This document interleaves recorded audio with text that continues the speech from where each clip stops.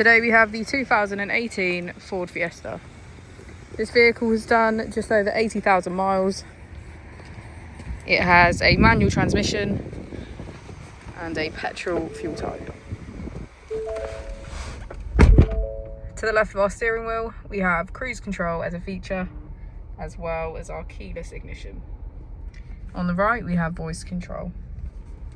Moving on to our screen, we can access navigation, Bluetooth, mobile apps, emergency assistance, Apple and Android CarPlay, and our vehicle settings.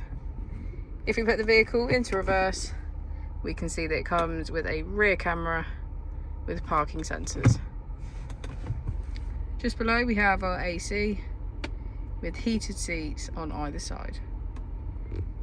If we press our mode button, we can switch between our 3 different driving modes: normal, eco, and slippery.